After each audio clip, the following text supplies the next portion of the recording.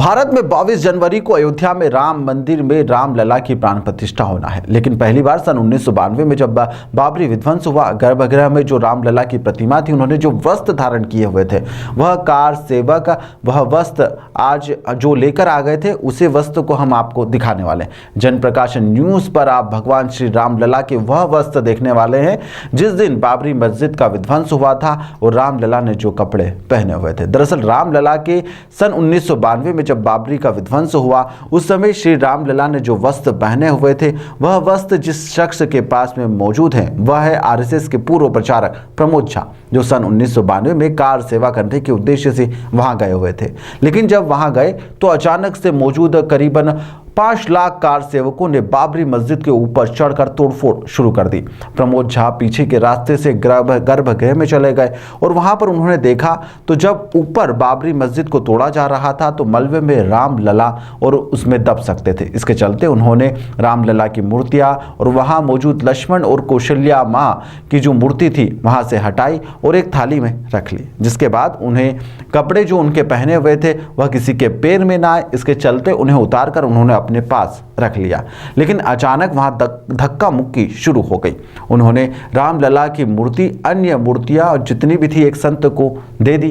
उसके बाद में कपड़े छुपाकर वह अपने साथ में लेकर आ गए। छुपाने के पीछे का उद्देश्य यही था कि बाबरी मस्जिद टूटने के बाद में केंद्र सरकार ने, उस समय की मौजूदा केंद्र सरकार ने बाबरी मस्जिद तोड़ने वाले कई बड़े नेताओं को गिरफ्तार कर लिया था, जिसके कारण प्रमोद झा के परिवार वालों ने उन कपड़ों को सहज कर आज तक रखा हुआ है। अयोध्या में राम मंदिर का निर्माण हो रहा है। उन्होंने इन कपड़ों को संग्रहालय और उन्हें लौटाने की इच्छा भी व्यक्त की है। वहीं पर प्रमोद झा का कहना है कि आज गर्व का विषय है कि वहां पर मंदिर का निर्माण हो रहा है, लेकिन बाबरी मस्जिद को तोड़ने के लिए लाखों कार सेवक वहां एकत्रित हुए थे और वहां का जो दृश्य था वह अलग था। बाबरी मस्जिद को तोड़कर लाखों कार सेवक अपने अपने घर की ओर रवाना हो रहे थे, तो अयोध्या में जश्न का माहौल था। वहीं पर हर घर में महिलाओं के द्वारा कार सेवकों की आरती उतारी जा रही थी। वहीं पर मिठाइयों की दुकान पे मुफ्त मिठाइयां भी बांटी जा रही थी। लेकिन इस दौरान विहिप के नेता अशोक सिंघल ने यह घोषणा कर दी कि भारत में राष्ट्रपति शासन लग चुका है और कार सेवक वापस राम जन्मभूमि स्थल पर आए और रातों रात एक ही दिन में भगवान रामलला का यहाँ पर अस्थायी मंदिर का निर्माण किया जाए, रामलला वहां पर विराजित किए जाएं। तो अयोध्या में से लखनऊ और आसपास के क्षेत्रों में मिलिट्री और पुलिसकर्मी भी आना शुरू हो गए थे। लेकिन अयोध्या के रहवासियों ने पूरी अयोध्या और राम जन्मभूमि को घेर लिया था और मिलिट्री और पुलिस कर्मियों को वहां पर महिलाओं ने तिलक लगाकर वचन लिया कि हमारे रामलला जहां पर विराजित हुए हैं उन्हें नहीं हटाया जाएगा। उसके बाद उन्हें अंदर प्रवेश दिया गया। मिलिट्री और पुलिस कर्मियों ने यहां पर महिलाओं को जो वचन दिया उन्होंने निभाया और अयोध्या में राम जन्मभूमि के अंदर उन्होंने प्रवेश किया। वहीं पर मिलिट्री में जो सैनिक राम जन्मभूमि रामलला को हटाने गए थे, उन्होंने सबसे पहले रामलला की पूजा करी और उसके बाद उन्हें वहां से हटाया, वह भी पूरे विधि विधान के साथ में। सब कुछ प्रमोद झा के सामने ही यह घटित हुआ है, जिसका वर्णन उन्होंने पहली बार सबके सामने किया है। प्रमोद झा एकमात्र ऐसे शख्स है जिन्होंने गर्भगृह में मौजूद थे और रामलला को वहां से सुरक्षित निकालकर दूसरी जगह तक उन्होंने पहुंचाया था। साथ ही वह कपड़े याद के रूप में आज भी उनके पास मौजूद है। बाबरी मस्जिद टूट रही थी और गर्भगृह में विराजित रामलला वहां से अचानक अंतर्ध्यान हो गए। यह बात गलत है, बल्कि रामलला के सामने ही बाबरी मस्जिद को तोड़ा गया और रामलला खुद इसके साक्षी बने। 1992 में जो बाबरी ढांचा था वो गिराया जा रहा था, उसके बाबरी ढांचे में रामलला स्थापित थे, प्रतिमा स्थापित थी। उनके वस्त्र आज आपको हम दिखा रहे हैं, ये उनके वस्त्र हैं जो उस समय जो समाजसेवी और जो प्रचारक रहे हैं उनके पास में हैं और आज भी उन्होंने सहेज के रखे। उनसे हम चर्चा करेंगे मतलब किस तरीके से ये वस्त्र जो आप दिखा रहे हैं ये प्रमाण है 6 दिसंबर के रामलला का वहाँ होना। इसलिए पुस्तकों में या किसी टीवी चैनलों पर मैंने देखा कि रामलला अंतर्ध्यान हो गए थे जब ढांचा गिरा। लाखों कार सेवकों को छोड़कर रामलला नहीं जा सकते थे। उन्हीं की प्रेरणा से वो ढांचा गिरा, उन्हीं के नेतृत्व में, क्योंकि वो रामलला मेरे हाथों में थे उस समय जब ढांचा गिर रहा था। कार सेवा तो एक मुट्ठी रेत डालकर करना थी, ऐसा हम लोगों को सूचना हुई थी। सब लोग ढांचे के सामने बैठे होकर लाखों लोग प्रवचन सुन रहे थे, कीर्तन कर रहे थे। पीछे कुछ कार सेवक वहाँ परिसर में पहुँच गए, सारे बैरिकेड तोड़कर। हमने देखा तो हम भी पहुँच गए। वो तो ढांचे पर चढ़कर वहाँ झंडा फहराना शुरू कर दिया।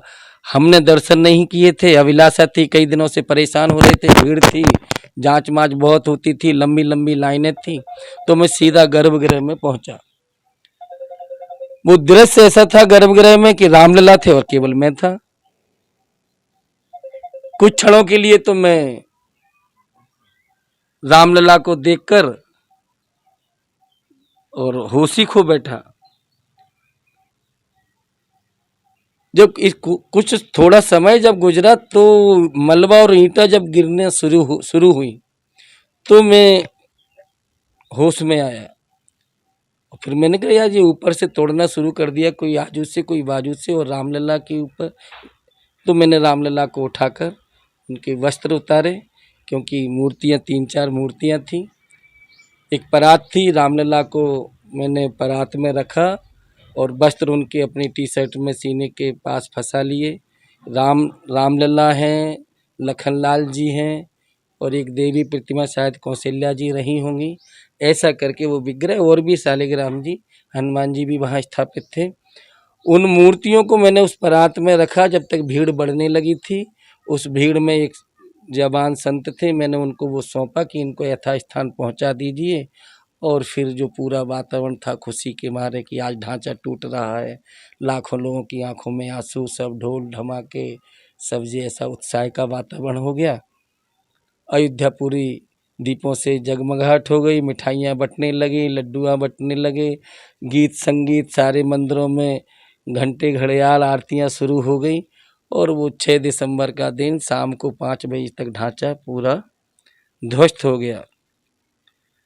रात को अशोक जी सिंघल जी का वो संदेश कि परिसर को छोड़ना नहीं है, राष्ट्रपति शासन लग गया है, सेनाएं निकल चुकी हैं। रात भर काम चलता रहा, वहाँ चबूतरा बना, बल्लियाँ, टेंट, और 8 तारीख तक सुबह तक वहाँ रामलला फिर से विराजमान हो गए। सेना आई, महिलाओं ने उनको सीमा पर रोक लिया, अयोध्या की राखी बांधी, संकल्प लिया कि रामलला वहाँ से नहीं हटना चाहिए। सैनिक भी भावुक हो गए और जब वो परिसर में आए, चूँकि मैं वहीं था, उन्होंने अपने जूते मोजे उतार कर हाथ धोकर दर्शन किया, फिर अपनी ड्यूटी पर वो लगे।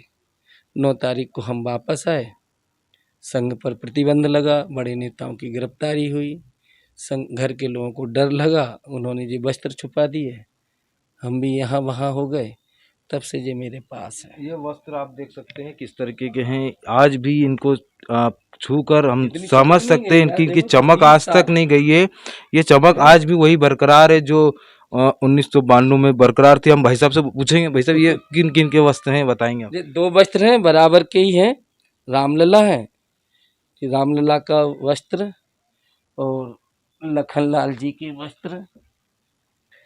तो ये 2 प्रतिमाएं, और ये कोई जो देवी प्रतिमा रहती है उनके स्त्री वेश पहने हुए, इसलिए जी कौशल्या जी रही होंगी, ये सब उनके वस्त्र हैं।